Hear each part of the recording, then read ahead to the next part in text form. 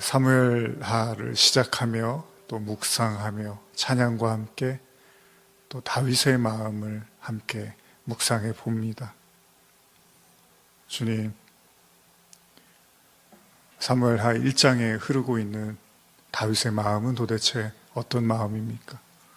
그리고 우리가 이 말씀을 통해서 무엇을 묵상해야 하며 또 무엇을 배워야 합니까? 하나님, 우리 함께 묵상하며 나아갈 때 크신 은혜로 함께하여 주시고 우리의 메마르고 또 갈라진 마음에 성령의 단비로 함께하여 주시옵소서. 감사드리며 예수님의 이름으로 기도합니다. 아멘.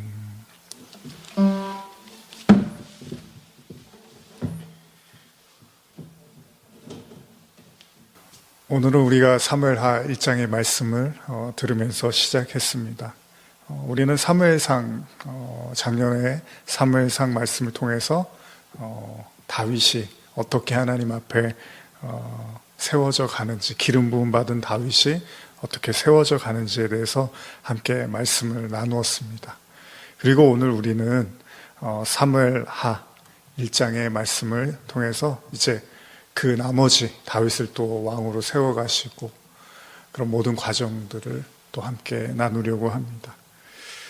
아마 이제 오늘부터 또 한 6개월 정도의 또 긴 여정을 사무엘하 말씀을 통해서 수요 묵상이라는 그런 시간을 통해서 여러분과 함께 묵상하기를 원합니다. 이 시간은 물론 말씀을 듣고 설교로 생각하시는 것도 좋지만 같이 이렇게 묵상하고 한번 생각해보는 그런 시간이 됐으면 좋겠다는 취지에서 수요 묵상이라는 그런 시간으로 마련을 했습니다.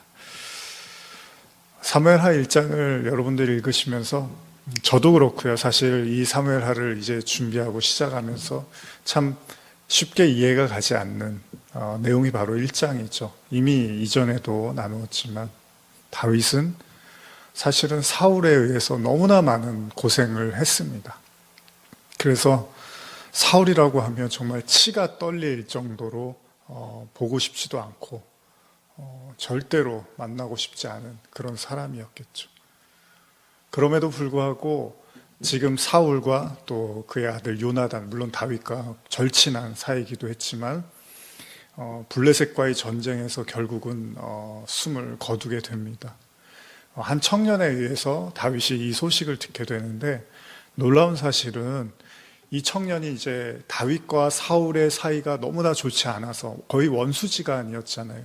물론 다윗은 그렇게 생각하지 않았지만 사울은 정말 다윗만 없어지면은 마치 이 세상이 천국이라도 될 것처럼 다윗을 그렇게나 많이 괴롭히고 힘들게 했습니다. 그런 사울이었기 때문에 다윗은 정말로 나중에는 다윗이 고국에 이스라엘에 머무를 수 없을 만큼 결국 블레셋으로 도망가야만 하는, 그리고 심지어는 미친 척을 하기도 하고 정말로 사울 때문에 고생이라는 고생은 다 하고 살았습니다. 그렇게 수년 동안 고생하고 힘들고 다 두 다리 뻗고 잘 수 없었던 그런 다윗이었는데, 그러면 다윗의 마음에 어떤 생각이 들겠습니까? 당연히 사울이 빨리 죽었으면 좋겠다는 생각을 할 거 아니에요. 아니, 꼭 그렇게 막 적극적으로 그런 사고를 하지 않아도 최소한 사울이 죽었다는 소식을 들은 것만으로도 안도의 한숨을 쉬고, 아, 이제 드디어 살 것 같다, 드디어 내 인생이 이제 조금은 나아지겠구나, 잘 풀리겠구나, 이런 생각을 할 줄 알았는데, 오늘 본문이 사실은 좀 우리가 이해하기가 쉽지 않은 게, 사울이 그 블레셋과의 전쟁에서 이제 죽음을 당하게 되는데, 죽기 직전에 이제 정신은 살아있고 몸이 너무 이제 아픈 상태에 있을 때 한 청년에게 도움을 요청하죠. 내가 몸은 너무 아픈데 정신이 멀쩡하니까 어차피 죽을 목숨이니까 나를 빨리 처단해달라고 하자 이 청년이 그렇게 해줍니다. 이제 아말렉 사람이었는데, 그러고 나서 그 사울의 왕관과 팔찌를 가지고 이제 다윗에게 가려고 해요. 이미 이제 다윗이 워낙 사람들에게 알려져 있고 이제 왕이 될 수 있는 그런 위치에 있는 아주 강력한 존재였단 말이죠. 이스라엘에서. 물론 하나님의 기름 부음 받은 자였기도 하고. 그러니까 다윗에게 가서 사울의 죽음을 알리고 또 그 증표로서 이 왕관과 팔찌를 보여주면 다윗이 자기에게 칭찬하고 좋은 어떤 자리를 줄 거라고 생각을 했는데, 근데 여기서 이제 충격적인 장면이 다윗이 오히려 그 말을 하고 있는, 그 이야기를 하고 있는 그 청년을 죽이죠.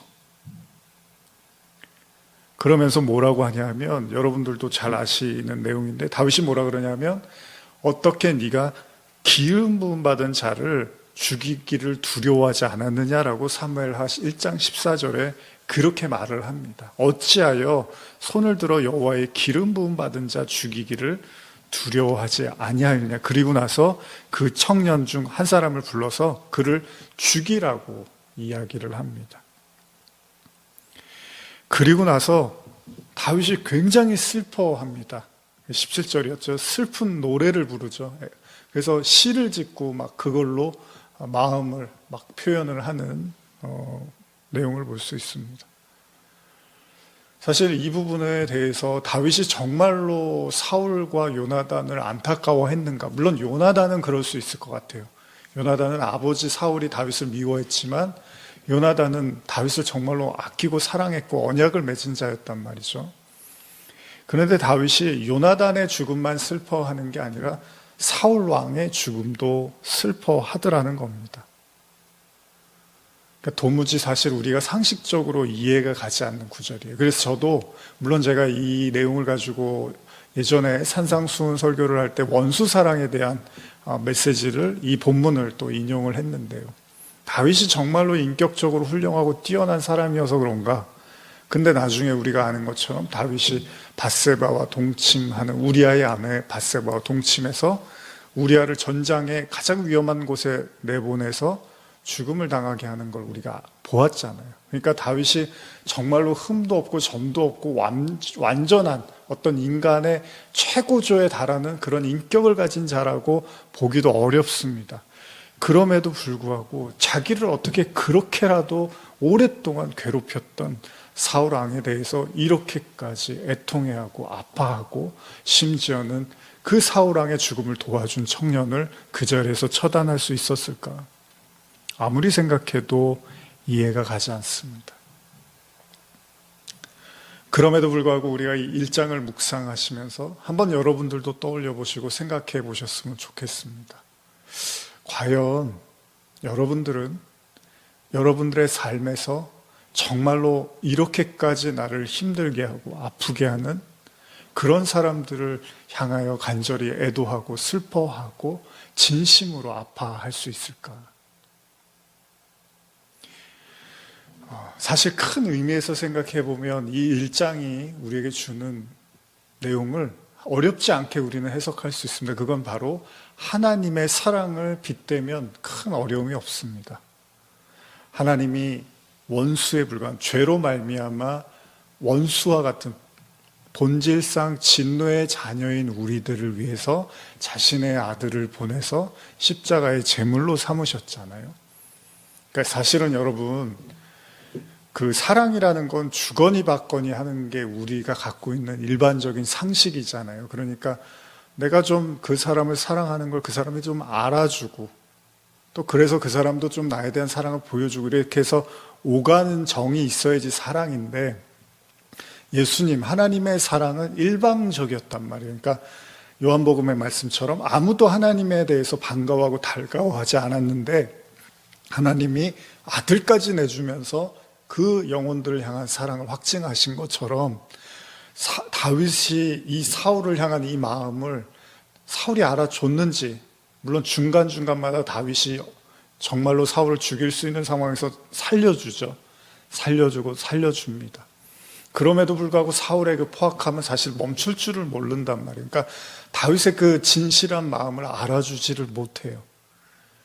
그런데 성경에서 그러면 살아있을 동안은 다윗이 그럴 수 있는데, 막상 사울이 죽고 나면 속이 시원하다, 홀가분하다, 드디어 이제 두 다리 뻗고 잘 수 있겠구나라고 생각을 하는 게 맞는데, 다윗은 그게 아니었다는 거죠. 한번 이렇게 묵상해 보고 싶습니다. 하나는 과연 우리는 그럴 수 있을까? 그리고 이렇게까지 우리가 사실 마태복음 5장 산상수훈을 나누면서도 우리를 핍박하는 자를 위해서 기도하라고 예수님이 그러죠. 그게 바로 온전하다. 네 원수를 사랑하고 원수를 위해서 기도하라. 그러면서 예수님이 온전하다라고 말씀을 하시는데, 사실 그 모습을 참 잘 보여주고 있는 게 다윗의 지금 오늘 사무엘하 1장의 모습입니다. 과연 우리는 그렇게 할 수 있는가? 나를 박해하는 자를 위해서, 나를 괴롭히고 힘들게 하는 자들을 위해서 안타까워하고 기도할 수 있는가? 아파할 수 있는가? 그리고 두 번째 우리가 또 묵상해 본다면, 우리의 사랑을 전혀 알아주지 않는, 지금 다윗이 사울에 대한, 물론 요나단에 대한 마음은 다르지만 사울에 대한 그런 마음을 사울이 전혀 알아주지를 않았잖아요. 나는 사울에 대해서 죽일 마음도 없고 사울 왕으로 인정하지 않는 것도 아니고, 나는 당신이 하나님의 기름 부음 받은 사람이라는 걸 인정하고 있고, 당신에 대해서 어떤 해악도 끼칠 마음이 없고, 심지어 당신이 귀신이 들리고 고뇌할 때 내가 수금을 타서 당신의 병을 낫게 해주고, 난 내 마음을 진실히 표현했는데 사울은 사실은 그 마음을 외면했어요. 그럼에도 불구하고 여전히 그들을 향해서 우리가 우리의 진실과 우리의 마음을 다할 수 있는가? 참 어려운 내용입니다. 사무엘하 1장은 참 어려운 내용으로 우리에게 도전하고 있는지도 모릅니다. 물론 인간의 사랑은 한계가 있습니다. 인간의 생각과 마음은 한계가 있습니다. 인간의 경험치도 한계가 있습니다. 그래서 우리는 경험하고 느끼고 말한 것, 들은 것 가지고 우리의 행동을 결정하게 돼 있죠. 그런 것이라면 다윗이 이렇게 사울을 향해서 아파하고 애통할 수 없을 것입니다. 그러나 다윗이 오늘 고백한 것처럼 다윗의 유일한 마음은 하나님의 기름 부음 받은 자, 그 아들, 그 아버지와 그 아들을 인정하는 것이었습니다. 어쩌면 다윗이 이 사울 부자지간, 이 사울과 요나단에 대해서 이토록 마음을 쏟을 수 있었던 이유는 하나님에 대한 경외함에서 비롯된 것이 아닐까 생각을 해봅니다. 예수님이 십자가를 지시면서 고통과 죽음의 순간에 세상을 향해서 아버지여, 저들이 하는 일을 저들이 알지 못합니다. 저들의 죄를 사하여 주시옵소서, 이렇게 기도를 하죠. 최고의 기도입니다. 예수님의 최고의 기도. 바로 예수님은 하나님이시기도 하고, 바로 그래서 하나님의 마음을 누구보다도 잘 알고 있었던 것이죠. 어쩌면 우리가 우리를 핍박하고 박해하는 자들을 위해서 이렇게까지 진심으로 아파하고 기도할 수는 없을 것입니다. 그러나 저와 여러분들이 이 세상을 바라보시면서, 이 세상을 향하여 쳐다보지도 않고 원하지도 않고 듣지도 않으려고 하는 세상을 향해서 그 자신의 아들까지 줘가면서 구원하시기를 원하시는 하나님의 그 절절한 사랑을 우리가 깨달은 자들이라면, 또 역으로 우리가 다윗처럼 못할 이유도 없을 것입니다. 물론 쉬운 일은 아닙니다. 원래 사랑이라는 것이 잘 이해가 되는 건 아닙니다. 옛날에 제가 봤던 어떤 영화의 한 유명한 대사가 떠오릅니다. 나는 그를 다 이해할 수는 없었지만 그를 사랑할 수 있었다, 뭐 이런 대사가 있었거든요. 우리가 서로를 다 이해할 수는 없습니다. 그러나 하나님의 마음을 알았다면, 도무지 듣지도 바라지도 원하지도 않는 그 인간들을 향한 변함없는 그 하나님의 신실한 사랑을 우리가 깨달은 자들이라면, 어쩌면 우리도 조금씩 다윗과 같이 기도하며 사랑하며 인내할 수 있지 않을까 묵상해 봅니다. 왜냐하면 우리의 사랑으로는 사랑할 수 없지만 그 하나님의 마음이 우리 안에 거하면, 빌립보서의 말씀처럼 그리스도 예수의 마음이 우리 안에 거한다면, 우리가 할 수 없는 그 일들을 하나님은 우리를 통해서 할 수 있도록 인도하실 것입니다. 오늘 여러분들의 사울은 누구입니까? 그리고 그 사울을 향해서 하나님은 어떻게 하기를 원하십니까? 그렇게 또 묵상하며 나아가는 여러분과 제가 되기를 간절히 원합니다.